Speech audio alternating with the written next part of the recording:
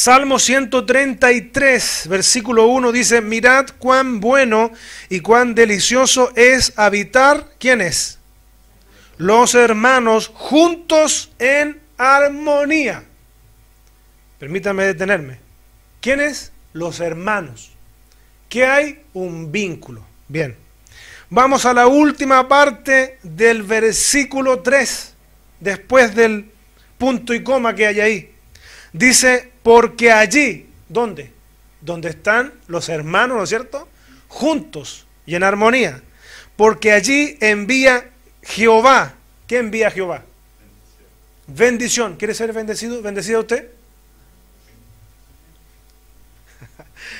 Allí envía Jehová bendición. ¿Y qué más? Y vida eterna. Bien. ¿Sabe? He anotado algunas palabras. Hay unas palabras claves en lo que vamos a estar hoy día meditando. Por ejemplo, culto, servicio, congregarse, comunión, compromiso, compañerismo. Palabras claves, palabras claves. Y habría que agregar también ahí Dios, para que esto tenga un poco más de consistencia. Bien, solamente palabras claves. Tenemos que ir rápido por temas de tiempo. ¿Por qué tenemos que congregarnos? ¿Se ha preguntado usted alguna vez? ¿Por qué tenemos que asistir al culto? ¿Sabe? Yo puse como en primer lugar acá lo que es una razón sumamente poderosa y podríamos solamente dar esta razón y ya estar terminando esta reflexión. Mire, porque para mí es la más poderosa, la más potente. ¿Sabe por qué? Porque es un mandato divino. Porque la idea de congregarse no es una idea humana para la iglesia, sino que es una idea de Dios. Dios quiere que usted y yo no solamente asistamos a un lugar, sino que tengamos la experiencia de pertenecer, de ser parte. Bien, por algo la Biblia señala y compara a la iglesia con un cuerpo. Bien, no es lo mismo la iglesia que un club social. No es lo mismo la iglesia que un club deportivo. No es lo mismo la iglesia que una junta vecinal. No es lo mismo. La iglesia es un cuerpo. La iglesia no es una organización. La iglesia es un organismo. La iglesia tiene vida. Bien. Es una comunidad de gente imperfecta. Usted quería que yo dijera gente perfecta. No, no soy perfecto yo. Y usted quizás tampoco. El perfecto es Jesucristo. Es una comunidad de gente imperfecta. Bien. Entonces, primera razón poderosa, porque Dios quiere que usted y yo nos congreguemos. Es la voluntad de Dios. Y lo hemos escuchado tantas veces en lo que está mencionado ahí en el libro de Hebreos, en el capítulo 10, versículo 25. ¿Qué dice la palabra de Dios ahí? No dejando de congregarse, como algunos tienen por costumbre. Y agrega otra cosa, más cuando vemos que aquel día se acerca. ¿Qué día? El día de regreso de Jesucristo. Bien, podríamos terminar ya. Podríamos terminar. ¿Y sabe por qué podríamos terminar? Porque usted un día confesó a Jesucristo como su Salvador, lo hizo Señor de su vida. Ahí vino el reino de Dios a nuestras vidas, ¿no es cierto? Porque aceptamos a Jesucristo. Entonces, cuando viene el reino de Dios, el reino viene con un rey. ¿Bien? Y nosotros pasamos a ser siervos. Se fija que a veces se dice en el léxico cristiano, voy al servicio. Usted sabe que servicio viene de servir. ¿Ve? Entonces, ¿a quién servimos? ¿A nosotros mismos? No, ¿no es cierto? Le servimos a Dios. Bien, entonces tenemos un rey, que el rey dice que usted y yo tenemos que congregarnos. Alguien me dijo, no, pero yo no creo que sea una obligación. Pero volvamos. Si verdaderamente el reino de Dios ha sido implantado en nuestra vida, hay un rey y nosotros le debemos obediencia a ese rey, por lo tanto tenemos que congregarnos. Ahora quiero hacer inmediatamente un paréntesis, porque hay gente que no puede hacerlo. No porque no quiera. Hay gente que está postrada. Hay gente que depende de otras personas para poder congregarse. Bien, hay gente que, imagínense que hoy día ni siquiera la gente que está privada de libertad tiene excusas para no congregarse, ¿sabía usted? Que se hacen cultos carcelarios. ¿Ve? Hay gente que no puede, hay gente que está postrada. Dios sabe y conoce cada situación, pero hay gente que sí puede hacerlo y no lo hace. Bien, entonces, en primer lugar, un mandato divino. Podríamos, insisto, poner el punto final. Es suficiente. Pero vamos a seguir, vamos a abrirlo un poco más. Es un ejercicio de fe. ¿Se acuerda del mensaje anterior? Un ejercicio de fe. La fe real, la fe verdadera, la fe que agrada al Señor va de la mano con la obediencia. ¿Ve? Y por eso también ahí sacamos algunas cosas nosotros y ya lo explicamos, que tiene que ver con la parte emocional, con la parte de los sentidos. ¿Bien? Porque ¿cuántas veces usted, a ver, se lo pregunto de otra forma, todas las veces usted sintió obedecer a sus padres? ¿No se quedó a veces como niño, como adolescente, o a veces como más adulto, llorando en casa porque papá, mamá le dijo, no vas a ir? ¿Ah? Y usted sentía que tenía que ir y se tuvo que quedar por obediencia. ¿Le pasó alguna vez o no? A mí me pasó. ¿Ve? Ojo con eso. Bien, entonces es un ejercicio de fe. Y como nosotros creemos en el Señor, tenemos que obedecerle. Bien. Punto número 3. Es muestra de nuestro amor hacia Dios. Bien, alguien dijo, es obligación. Si usted quiere, no viene. Si cuánta gente dejó de congregarse. Ahora, si Dios dice que yo me tengo que congregar, me dice su palabra y es su voluntad, y yo digo, está bien, sé tu palabra, pero yo no quiero congregarme, entonces usted o la persona, la situación que lo esté viviendo, está en rebeldía. Alguien dijo, pero si Dios nos dio libre albedrío. Pero si Dios le dijo, toma este camino, y usted toma otro camino, o yo tomo otro camino, allá entonces yo también con las consecuencias. El Señor le dijo al pueblo de Israel hace muchos años, pongo delante de ti bendición, vida y muerte. Bendición y maldición. Y el Señor como que le pasó el datito, elige la vida. ¿Ah? Pero ellos después podían decidir qué tomar. Elige la vida, te conviene. Entonces el Señor hoy día también, a través de su palabra, podemos interpretar que dice, te conviene congregarte, te conviene pertenecer, no solamente asistir, pertenecer, comprometerse, porque demostramos también nuestro amor por el Señor. Gloria a Dios. Sigamos. Me estaba recordando de las palabras del Señor Jesús. Cuando se acerca a alguien y le dice que le resuma los mandamientos, el Señor le habla de dos. El primero y principal, ¿con qué tiene que ver? Con el amor. Los dos tienen que ver con el amor, pero el primero es vertical, tiene que ver con el amor a Dios. Amar a Dios con todo nuestro ser, en otras palabras. Y después, amar al prójimo. Bien, están atentos, ¿eh? Punto número 4. Es un testimonio público de fe.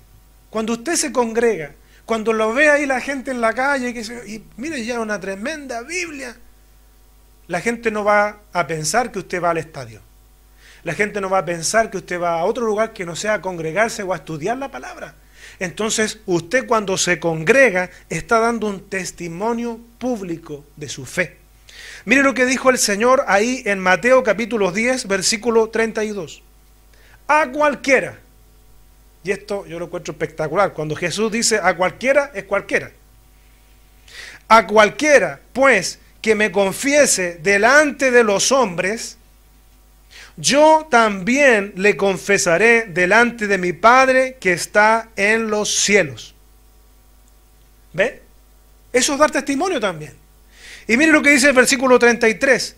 Y a cualquiera que me niegue delante de los hombres, yo también le negaré delante de mi Padre que está en los cielos. Entonces ya sabemos que cuando nos congregamos, cuando vamos a la reunión, cuando vamos al culto, cuando vamos al servicio, estamos dando un testimonio público de fe. Punto número 5. Es una necesidad. ¿Sabe?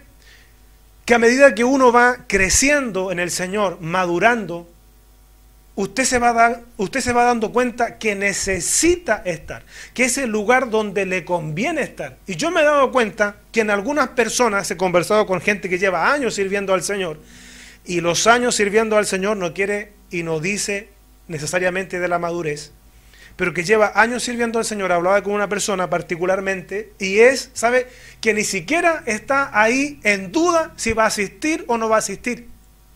Porque la persona entiende que es el lugar donde tiene que estar.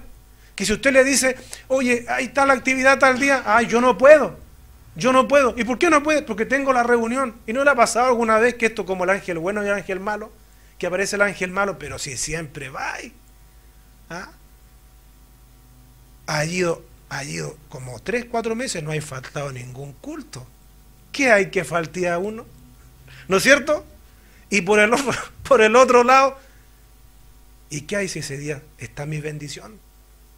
¿Ve? Entonces hay gente que es incuestionable que tiene que pasar algo demasiado fuera de lo normal en sus vidas para que dejen de asistir. Porque está el anhelo, la necesidad. Es una necesidad. ¿Sabe por qué? Yo anoté acá 2 cosas. Porque se desarrolla compañerismo. Usted no puede desarrollar compañerismo cristiano en su casa. Lo puede hacer con su familia, está bien. Pero si usted quiere ampliar, usted quiere crecer, usted tiene que pertenecer. Yo puse 2 cosas: compañerismo y comunión. Y sabe que usted va a encontrar en las Sagradas Escrituras una expresión repetitiva. Cuando dice unos a otros, los unos con los otros. ¿Sabe de lo que habla eso también? De interdependencia. Nos necesitamos unos a otros. Ahora, hagamos un pequeño paréntesis, porque es interesante el término compañerismo. ¿Qué es el compañerismo? Usted fue a la escuela, ¿no es cierto? La mayoría fue a la escuela. ¿Cómo decía usted por la gente que estaba en el mismo curso suyo? Es mi compañero. No tiene nada que ver con la política, así que por favor, la gente que está escuchando y también ocupan algunos ese apelativo, compañeros dicen algunos. No. Decía compañero. ¿Por qué? Porque estaban en el mismo curso. ¿Bien? Mire, el compañerismo es vínculo que existe entre compañeros.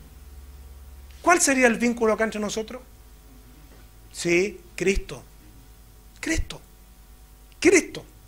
Porque a través de Cristo, Juan 1:12, más a todos los que le recibieron, a los que creen en su nombre, les dio potestad, les dio el derecho de ser llamados, ¿qué cosa? Hijo de Dios. Entonces, ¿sabe qué? El congregarse es un privilegio. Mire lo que le estoy diciendo. A lo mejor usted puede decir, uy, nunca lo había visto así. Es un privilegio congregarse. Reservado, ¿sabe para quién? Para los hijos de Dios, la iglesia, la comunidad. ¿Sabe usted cómo se congregaba la iglesia en los inicios? Cuando perseguían a la iglesia. ¿Sabía usted que la iglesia, por ejemplo, hablo de iglesia, me refiero a las personas, a los creyentes, a quienes han creído en Jesucristo como su único y suficiente Señor y Salvador? Hasta en las catacumbas se juntaban. Ahí donde enterraban a los muertos, porque los perseguían. ¿Ve? ¿Sabía usted que hay países donde la gente no se puede congregar? No se puede congregar. No tienen libertad de congregarse. Eche un vistacito en Corea del Norte, hay una cantidad importante de hermanos nuestros y hermanas también seguramente en la fe que están presos. Su delito, confesar a Jesucristo como su Salvador y predicar la palabra. No pueden congregarse. ¿Sabía usted que en China tampoco hay libertad para congregarse? ¿Sabía usted? ¿Sabía usted lo que hacen algunos de nuestros hermanos en la fe? Ponen los globitos, ponen la torta, todas las cosas del cumpleaños, y ese es su culto. O sea, ellos tienen que fingir un cumpleaños para poder tener la bendición que usted tiene y yo tengo de adorar al Señor con libertad. ¿Ve? ¿Sabía usted que en cierto lugar del mundo la persecución ha producido que hayan actos vandálicos al punto que han hecho explotar templos? A mí me llamaba la atención que un pastor lo entrevistaron, me parece que en Nigeria, lo entrevistaron, le dijeron, oiga, la pregunta del millón, y le ha bajado la asistencia, una de esas iglesias estaba amenazada, y le ha bajado la asistencia de la gente al culto. No, dijo, al contrario, vienen más hermanos. ¿Se ha puesto usted en ese lugar de salir de su casa sin saber si va a regresar o no? Y aún así, con la incertidumbre de que puedan hacer ese templo estallar, explotar, la gente va igual. Imagínense, sabiendo que puede ser el último culto aquí en la tierra y después ya en la gran reunión que el Señor tiene organizada ahí en las bodas del Cordero. Gloria a Dios. Mire, ¿no cree usted que tenemos que valorar la bendición que tenemos en esta parte del mundo y orar por esas personas que hoy día no tienen la libertad que usted y yo tenemos? Gloria a Dios. Estamos hablando del compañerismo, vínculo que existe entre compañeros. Y mire este término o esta definición, armonía y buena correspondencia entre ellos. Gloria a Dios. Compañero, ¿qué significa compañero? Quiero decir, persona que se acompaña con otra para algún fin. Por eso yo creo que los mejores amigos de un cristiano genuino tienen que estar dentro de la comunidad de fe. Porque la Biblia pregunta y dice, ¿andarán dos juntos si no estuvieran de acuerdo? Porque la Biblia dice que no hay comunión entre la luz y las tinieblas. Porque la Biblia dice que la amistad con el mundo nos hace o nos constituye enemigos de Dios. ¿Ve? Entonces los mejores amigos deberían estar acá. Porque la Biblia dice, no os unáis en yugo desigual. ¿Con quién? Con los incrédulos. ¿Veo, no? Entonces, acá en la iglesia tienen que estar y están sus compañeros de milicia. Usted no está militando solo, no está militando sola, hay compañeros que están militando ahí. Entonces usted tiene que ser también un buen compañero y una buena compañera. ¿Por qué es un buen compañero? ¿Se acuerda? ¿Ah? Tenemos que saber ser buenos compañeros acá en la obra del Señor. A mí me estremece, ¿sabe qué? Cuando uno conoce la historia de la iglesia. A mí me estremece cuando se cuentan que ahí en los circos romanos morían los cristianos. ¿Sabe cómo morían? Abrazados morían. ¿Ve? Compañerismo hasta la muerte. ¿Ve o no? Estamos hablando de compañero. Persona que se acompaña con otra para algún fin. Uno de los términos. Persona que tiene o corre una misma suerte o fortuna con otra. Esto según el diccionario de la Real Academia de la Lengua Española. ¿Ya? Por si acaso. ¿Ve? Entonces, en la iglesia, en la comunión, en el congregarse, ¿sabe qué? Usted va desarrollando el compañerismo. Dios no le llamó a usted. Jesucristo no apareció en su camino para que usted viva una espiritualidad sola, sino que sea parte de una familia. Gloria a Dios. Una familia espiritual, la familia más importante que existe en la tierra. ¿Sabe por qué? Porque usted puede decir, a ver, pero espere, porque está mi familia también. No, no, no, espéreme. Porque esta familia es eterna. Este vínculo es eterno. ¿Ve? Su familia, sus parentescos se van a terminar acá. Por más que yo sé que la hermana Gladys ama a sus hijos como todas las madres. ¿Ve? Pero Dios no tiene nietos, hijos. ¿No es cierto? Entonces, la familia de Dios es una familia eterna. Ponga atención con eso. Y valoremos la bendición que Dios nos ha dado de pertenecer a la familia más importante que existe sobre la tierra. Sigamos. Estamos hablando de por qué congregarse. ¿Sabe? Demuestra nuestro compromiso con Dios y su obra. Y aquí quiero hacer una pausa. ¿Sabe por qué?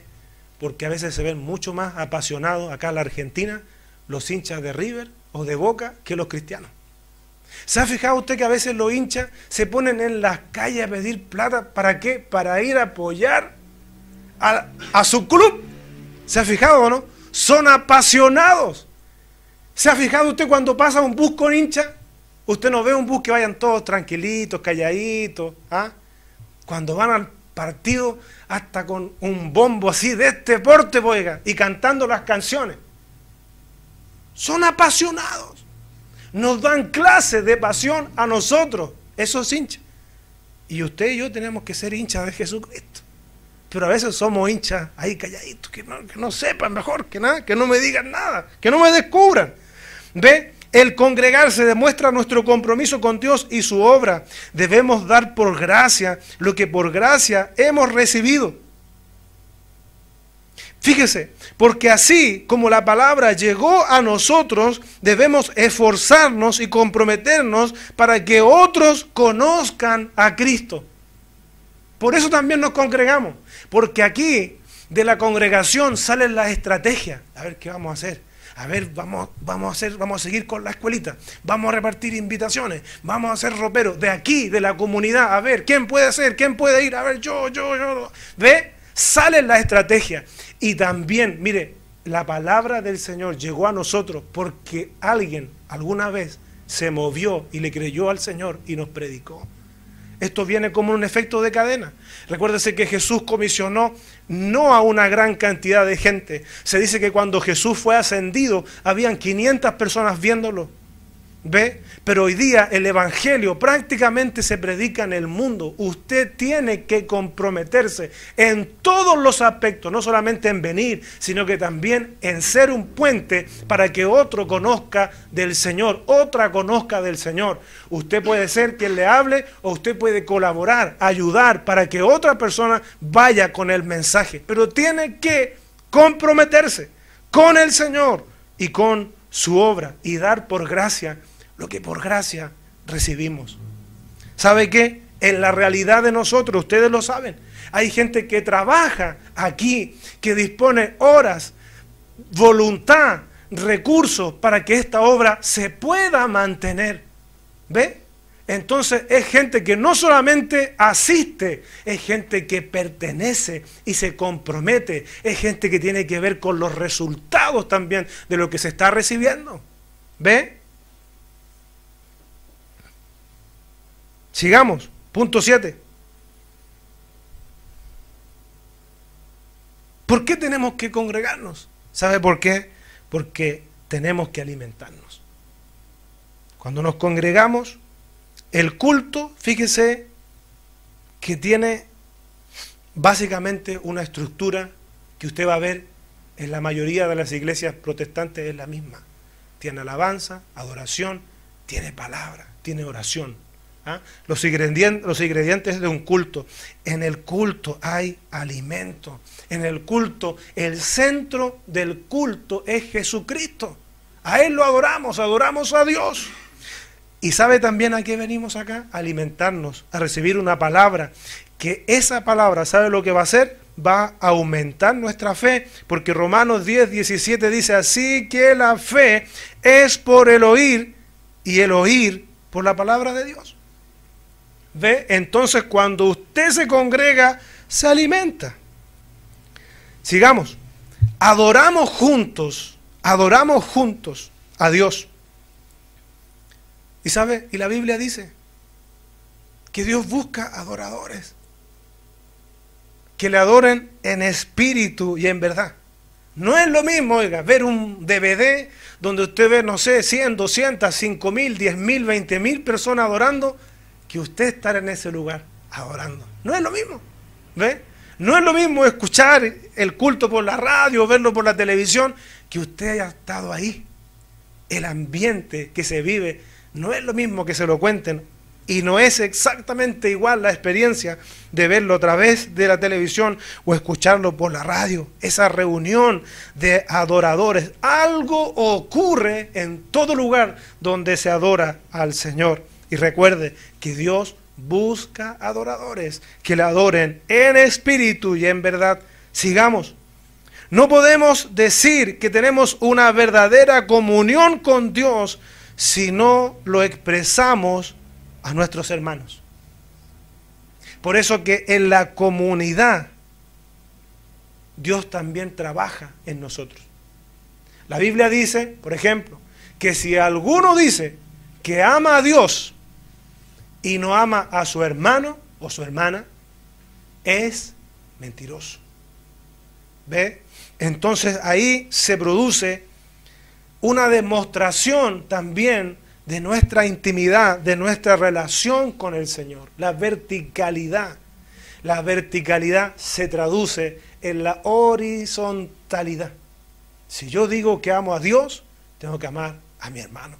Y sabe que usted va a encontrar en reiteradas ocasiones en la Biblia que Dios también está interesado en la salud de la iglesia, en la salud espiritual, en la salud integral. ¿Sabe por qué lo vemos ahí en Mateo 6? Cuando Jesucristo dice, me parece que el versículo 14, cuando dice que nosotros tenemos que perdonar a los hombres sus ofensas. ¿Ve? ¿De qué está hablando ahí? De la salud física, indirectamente, porque directamente está hablando de la salud espiritual. ¿Cuánta gente hoy día dejó de congregarse porque tuvo problemas con tal o cual persona? ¿Cuánta gente dejó de congregarse porque en realidad su problema ha sido, primero, falta de obediencia y segunda, en ese mismo contexto, falta de perdón? No, ahí yo no quiero ir porque son aquí, son acá, que no sé qué, no sé cuánto, y dejó de congregarse. ¿Ve? ¿Se da cuenta? Hay que poner ojo con eso. Y recuerde que demostramos también en la comunidad, en la iglesia, cómo está realmente nuestra relación con el Señor. Mire, otro de los puntos, ¿por qué nos congregamos? 10º punto, la unidad produce bendición. Si ya lo dijimos, Salmo 133, mirad cuán delicioso es habitar los hermanos juntos. Pero hay otro ingrediente más. Porque cuando usted va a pagar una cuenta en X lugar, usted está junto con la otra gente. Pero estará en armonía. Cada uno está en su onda, ¿no es cierto? Y que se demoren poco para esperar poco, porque hay que hacer más cosas. ¿Ve? Nosotros, la bendición se produce no solamente en la unidad, sino que en la unanimidad. ¿Ve? La unidad produce bendición. Juntos somos más fuertes, nos ayudamos. Fíjese que Jesús no comisionó a un hombre. ¿Se ha fijado en eso? Jesús no comisionó a un hombre, Jesús comisionó a un grupo. ¿Ve? Y de eso tenemos muchas pruebas en la Biblia. Recuerda lo que hemos leído al comienzo, que como dice el Salmo 133, mirad cuán bueno y cuán delicioso es habitar los hermanos juntos y en armonía. Y termina ese Salmo diciendo, porque allí envía Jehová bendición y vida eterna. Mire lo que dice Eclesiastés, capítulo 4. Vamos a leer desde el versículo 9. Mejores son dos que uno, porque tienen mejor paga de su trabajo. Porque si cayeren, el uno levantará a su compañero, pero ay del solo, que cuando cayere, no habrá segundo que lo levante.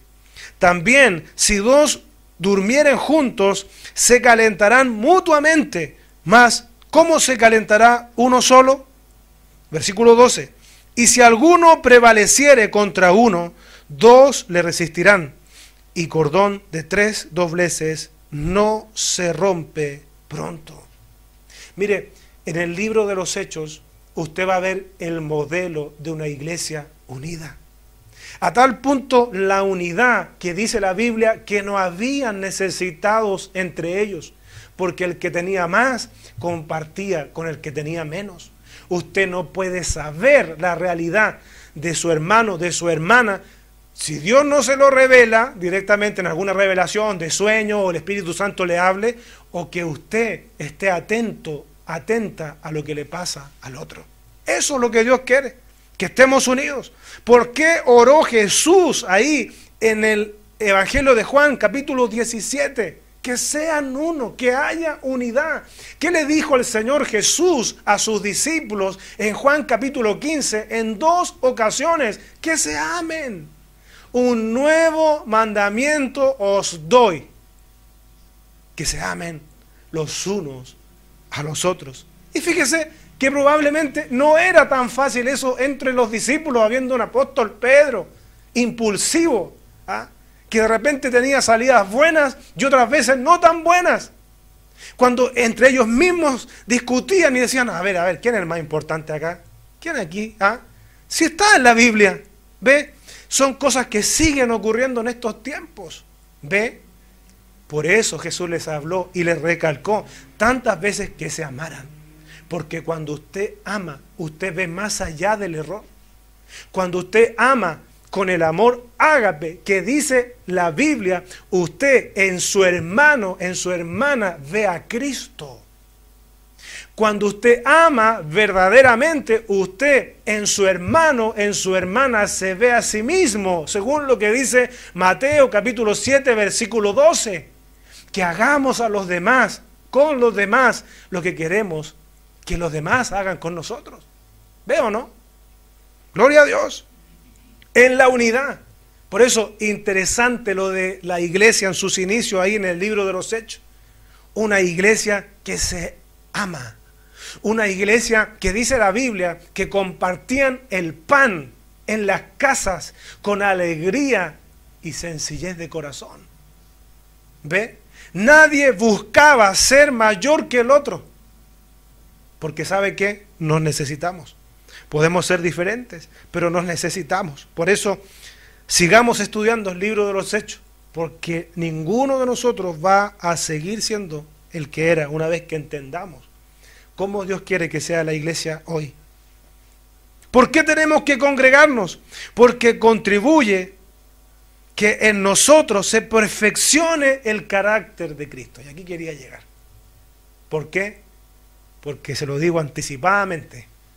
Usted a lo mejor ya lo ha vivido, pero van a presentarse problemas. En serio.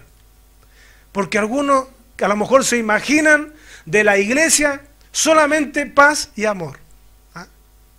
Y se da cuenta que a veces no es así.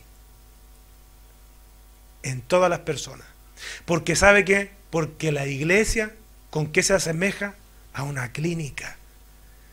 Y la pregunta es, ¿usted en la clínica va a ver sanos? Usted en la clínica va a ver gente que está enferma. ¿No es cierto? Entonces la iglesia se compara a una clínica. Ya hay gente que va más atrás, que Dios está trabajando en su carácter. Y sabe que muchas veces Dios, el Espíritu Santo, para perfeccionar en nosotros el carácter de Cristo, ¿sabe lo que hace? Nos pone en situaciones contrarias. Yo me acuerdo del primer amor. Cuando uno llegó recién al Señor, oiga, no había hermano feo, ni pesado, ni hermana. Todos los hermanos nos encontraba lindo uno, en serio. ¿Se le pasó eso a usted o no? A mí me pasó. Uy, el hermano tanto, el hermano tanto. Todos los hermanos buena onda. Todo. Y nos hallaba la hora uno de que llegara a la próxima reunión para ver de nuevo a sus mismos hermanos.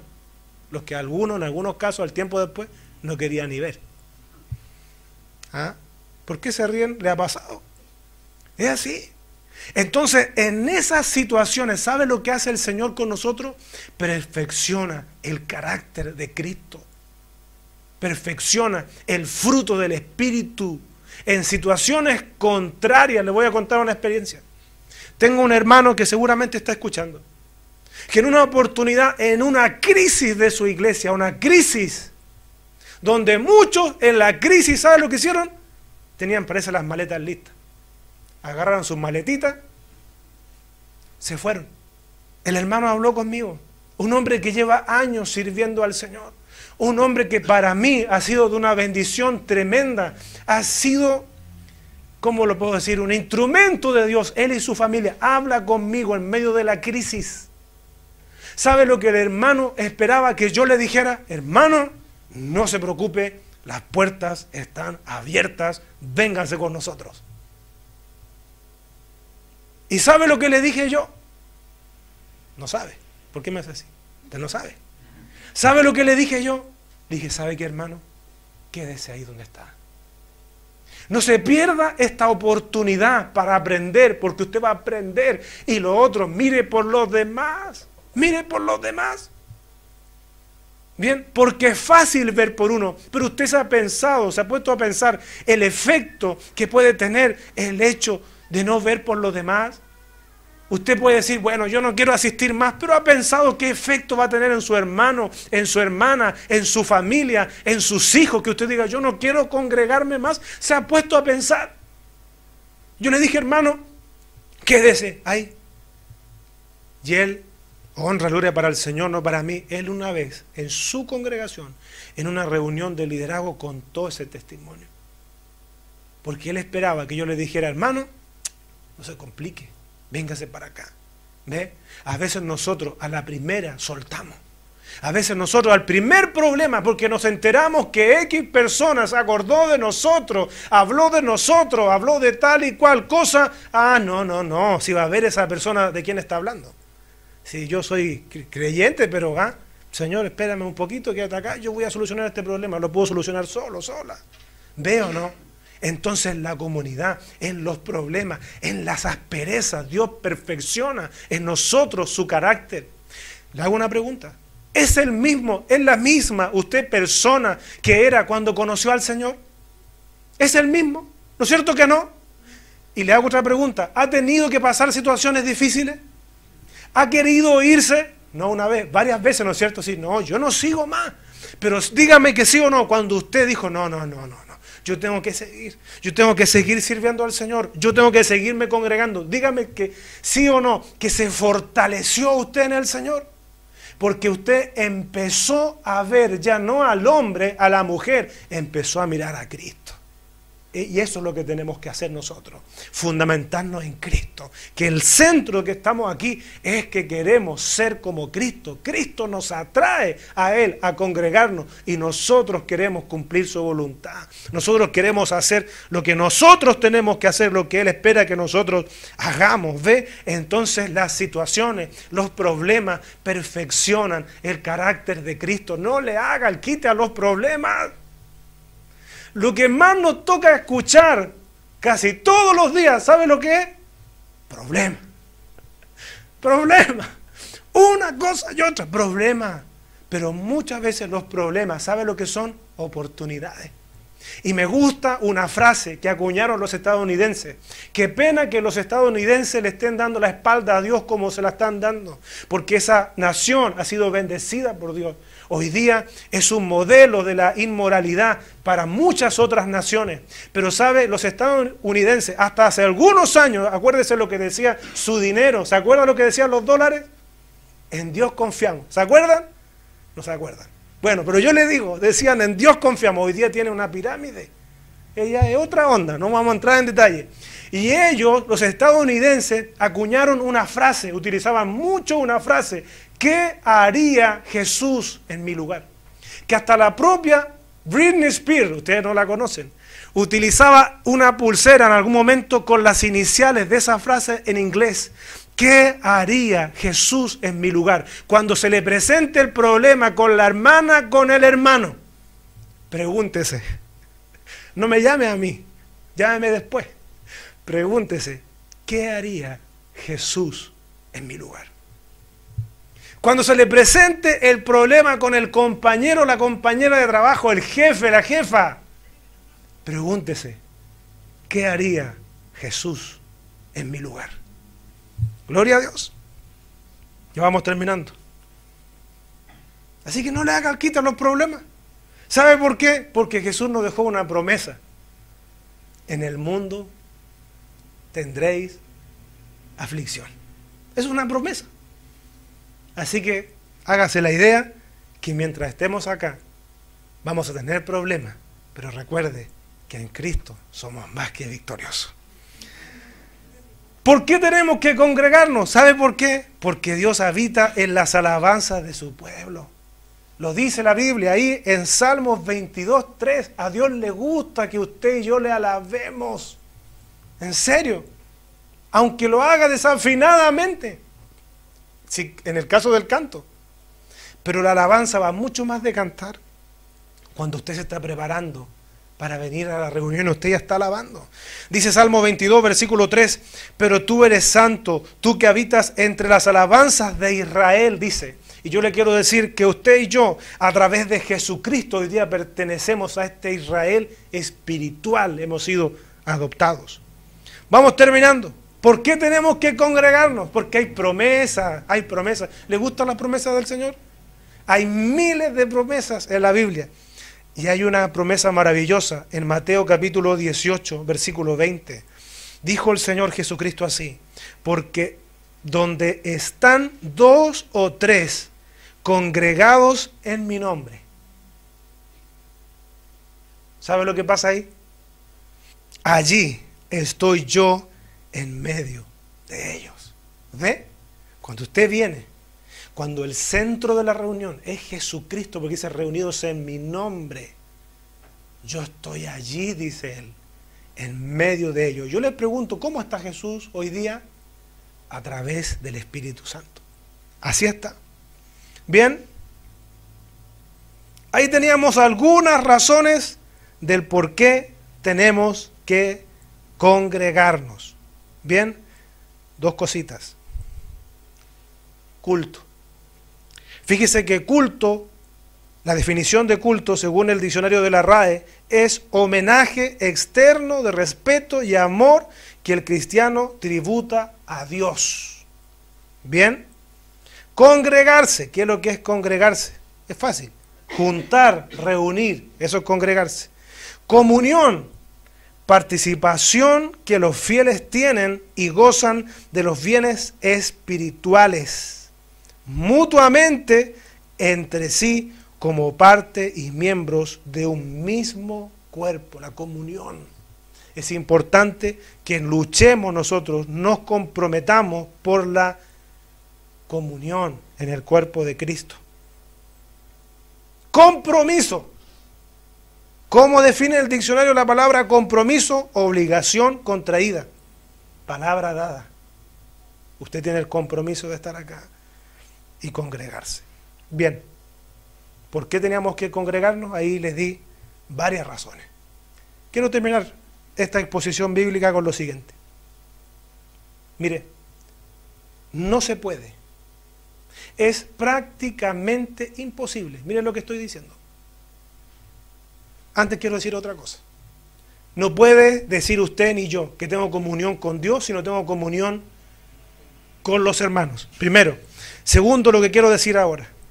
No se puede, es prácticamente imposible poder hacer depender la vida espiritual exclusivamente del culto, de este culto que se hace una vez por semana o 2 veces por semana o 3 veces por semana según donde usted se congregue. ¿Sabe por qué? Porque el cristiano debe desarrollar hábitos espirituales, ejercicios espirituales todos los días, diariamente, no solamente una vez por semana, ni 2 veces por semana, todos los días. ¿Sabe por qué? Porque nosotros necesitamos del Señor diariamente. ¿Sabe por qué? Porque usted, su cuerpo, lo alimenta diariamente. ¿Y sabe por qué? También porque estamos en una lucha espiritual que no para. Entonces, si usted no tiene hábitos espirituales consistentes, ya sea una intimidad con Dios a través de la oración y a través de la lectura de la palabra, usted está en riesgo. Bien, no se puede depender espiritualmente solamente de la reunión, de una reunión por semana. Y yo se lo quiero demostrar, especialmente para la gente que es buena para las matemáticas. Si tiene calculadora, le autorizo que saque la calculadora para que saque la cuenta del porcentaje que representa el tiempo que usted y yo nos congregamos. Mire, en la semana, esto no es ninguna novedad, hay 7 días, ¿no es cierto? Eso usted lo sabe. Y el día tiene 24 horas, ¿no es cierto? Si esas 24 horas las multiplicamos por 7, para saber cuántas horas tenemos en la semana, ¿sabe qué? Usted y yo tenemos 168 horas en una semana, que Dios nos regala. Usted me puede decir, pero a ver, pero tengo que dormir. Sí, tenemos que dormir, el cuerpo lo necesita. En promedio, según los médicos, 8 horas diarias deberíamos dormir. Entonces, para saber cuánto tiempo dormimos en la semana, algunos más, otros menos, ¿sabe qué? Multiplicar 8 horas por 7. 56 horas pasamos entonces, un porcentaje importante, ¿eh? Pasamos en posición horizontal, por lo menos, algunos quizás menos. Bien, entonces vamos a descontar esas 56 horas de descanso, porque ahí ni estamos estudiando la palabra, ¿o sí? No. Bien, estamos dependiendo de la administración del Espíritu Santo, directo a nuestro espíritu. Bien, 56 horas. Si le descontamos a esas 168 horas de la semana el tiempo de descanso, que dijimos que son 8 horas promedio diario, 56 en total, nos quedan 112 horas de actividad. Bien, hasta ahí usted puede decir, bueno, pero quiero saber, ¿a dónde va esto? Supongamos que la reunión que usted participa dura 2 horas, como esta, que más o menos dura eso, 2 horas. ¿Sabía usted que el porcentaje de tiempo que usted pasó en una reunión con otros hermanos en la fe, si usted estuvo en una reunión de 2 horas una vez por semana, ni siquiera alcanza al 2% de esas horas activas? ¿Sabía usted? Entonces usted no puede pretender que con ni siquiera el 2% de la semana le arreglemos nosotros la vida acá. Porque sabe, de lo que sale desde acá es una semilla, que si usted no tiene humildad, se viene el devorador, el malo, el cachudo, el diablo, y se la roba. Por eso que tenemos gente que el domingo ya está pensando en no congregarse más cuando recibió una palabra el sábado. Y si la recibió el domingo, el lunes está pensando en no congregarse más. Por eso que a veces la gente espera que en el 2% del tiempo de la semana nosotros le arreglemos la vida, le formemos los hijos. Es imposible. Y perdone si resulta fuerte. Ya sea que nos esté escuchando la radio, donde sea, pero hay que decir las cosas. No se puede. Es insustentable porque usted no viene a comer solamente una vez por semana. Usted come todos los días. Algunos comen varias veces al día. Algunos le tienen dicho, oye, deja esa heladera, no quiero dar nombre, déjate de comer. Nunca el Señor le va a decir eso a usted, porque sabe cómo debe de sufrir el Señor cuando ve a sus hijos así en los huesos espiritualmente y en su mesa el pan está en abundancia. ¿Cómo debe de sufrir Dios cuando el alimento está, pero la gente no quiere ir? La gente quiere soluciones mágicas. La gente quiere que con una oración usted le arregle la vida. Eso quiere la gente. Y yo le quiero decir que si usted quiere progresar, si usted quiere ser una mujer de Dios, un hombre de Dios, eso significa esfuerzo, eso significa tiempo. Un 2% es poco, ni siquiera es el diezmo. Ni siquiera el diezmo del tiempo. Ni siquiera el 10%. Entonces usted tiene que tener hábito espiritual. No solamente congregarse, usted tiene que orar todos los días. Usted tiene que estudiar la palabra de Dios todos los días. Porque todos los días está recibiendo otros mensajes. Todos los días el diablo le está diciendo otras cosas, unas mentiras. Y si usted no tiene la consistencia con el 2% a la semana, ¿sabe qué? Nos ponen problemas. Nos ponen problemas. En serio, nos ponen problemas. Porque no va a haber un niño consistente con valores, con un 2% de tiempo a la semana. Y si quiere, lo dobla, que esté 4 horas, no se alcanza con un 4%. Es necesario que los padres cumplan la labor en la formación de los hijos. Quiero ser más exacto en el porcentaje de tiempo. ¿Sabe qué? Un 1.7. Un 1.8 para aproximarlo, por ciento, si usted se conforma con un culto de 2 horas y usted depende espiritualmente de ese tiempo, usted está en peligro. Yo le enciendo hoy día las luces en el nombre del Señor. Vamos terminando, hace rato que estamos terminando, pero ahora sí.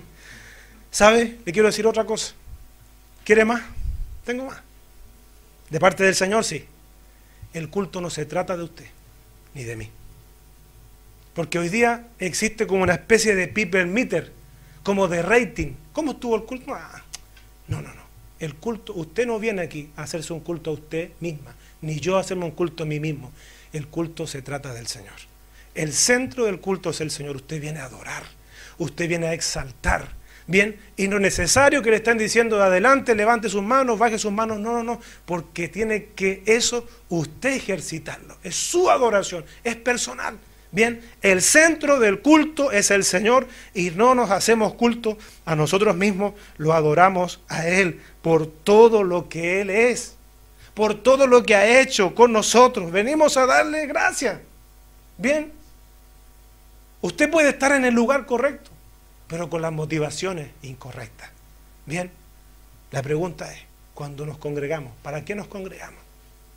Les di más de 10 razones por qué congregarse. Otra cosa importante que considere, cuando usted se viene a congregar, traiga expectativa, pero no sea un espectador. ¿Ah? ¿Se ha fijado cuando usted va a algún lugar y le dicen, oye, tenemos una sorpresa preparada? Usted va con expectativa. ¿Hay sorpresa? Dijeron. ¿Hay algo especial? ¿Qué será? ¿No es cierto? Expectativa. Y cuando usted ve en la Biblia, siempre que el pueblo de Dios tuvo expectativa de que Dios obrara, Dios obró. Uno de los problemas de la iglesia actual es que la iglesia se acomodó, la iglesia está cómoda, se conformó, entonces no tiene expectativa. Cuando usted viene a un culto con expectativa, yo le aseguro, usted no se va a ir igual. ¿Ah? Es como Jacob con el ángel. No, yo no te voy a dejar irte, porque yo quiero que me bendigas. ¿Ve? ¿Qué tenía él? Expectativa, esperaba algo. Y le vuelvo a decir, en el culto no venimos a expectar, aunque la mayor parte del culto funciona en relación a lo que pasa adelante, pero usted tiene ahí su propio culto. El culto lo construimos entre todos. Termino con esto. Me gusta lo que dice el apóstol Pablo, siendo inspirado por el Espíritu Santo de Dios ahí en Romanos capítulo 12, versículo 1. Habla del culto, porque sabe que el culto, el verdadero culto, trasciende a esta reunión. El verdadero culto es permanente. No comienza aquí en el templo. Comenzaría si que alguien acepta al Señor acá. Pero el culto es permanente. Dijo el apóstol Pablo, el Señor hablándonos a nosotros, así que es una forma de decir, por lo tanto. Hermanos, os ruego por la misericordia de Dios que presentéis vuestros cuerpos en sacrificio vivo. Porque en la antigüedad los sacrificios eran con animales muertos. Entonces ahora el sacrificio es un sacrificio vivo, presentado en nuestros cuerpos. Bien, especialmente para los que dicen que hoy día no hay que hacer ninguna clase de sacrificio, sí, es un sacrificio venir aquí. Es un sacrificio a veces obedecer al Señor. Es un sacrificio vivir en santidad a veces. Bien. Así que, hermanos, os ruego por la misericordia de Dios que presentéis vuestros cuerpos en sacrificio vivo, santo, agradable a Dios, que es vuestro culto racional. Vamos a rogar la bendición aquí en un rato más, pero su culto personal no habrá terminado cuando hagamos la oración final. Va a seguir presentando nuestros cuerpos en un sacrificio vivo, santo, agradable a Dios, que es vuestro culto racional.